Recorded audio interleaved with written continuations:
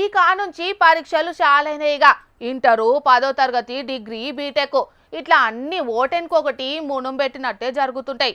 పరీక్షలు అనగానే పిల్లలకు ఎక్కడ లేని భయం పుడుతుంది. రాయకముందు ఎట్లా రాస్తామో అని రండి, రాసినాక పాస్ అవుతామో లేదోనని తనలాట.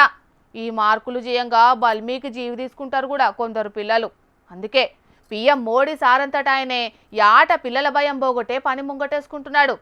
ఈ తాపు కూడా పరీక్షపై చర్చా కార్యం ముంగటేసుకొని పొలగాండ్లను గిట్ల హుషారు చేసిండు పీఎం సారు. చదువుకునే పిల్లల పరీక్షల భయాన్ని బల్లె సార్లు పొడగొడుతున్నారో లేదో తెలియదు గాని ఏటా పరీక్షలు చాలా ఏముంగట దేశంలో ఉన్న పిల్లలందరికీ పరీక్షల భయం పోగొట్టే కార్యం ముంగటేసుకుంటున్నాడు ప్రధాని మోడీ సారు.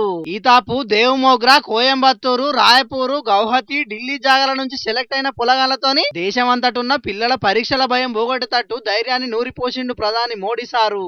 ये बीमारी जब मैं पढ़ता था तब भी थी और ये बीमारी फैलाने का काम कुछ टीचर भी करते हैं.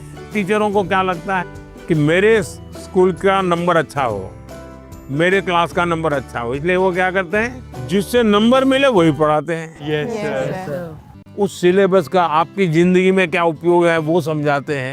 अब आप देखिए कोई खिलाड़ी है, अगर मान लीजिए उसको बॉलिंग करनी है तो क्या वो अपने कंधे के मसल से मजबूत करता रहेगा तो अच्छा बॉलर बनेगा क्या? लेकिन पूरे शरीर को तैयार करता है कि नहीं करता है? yes, sir. शरीर का एक अंग भी वीक रह गया, बॉलिंग अच्छी करता है, कंधा बहुत अच्छा है, स्पीड सब अच्छी है, लेकिन पैर ठीक नहीं काम कर रहा है तो बॉलिंग कर पाएगा क्या? no, sir. जैसे एक प्लेयर को अपने गोल को पाने के लिए खेल में मास्टरी पानी है तो भी, और हम शिक्षा सही करते हैं गलत करते हैं तो बार बार हम अपने एग्जाम करते हैं.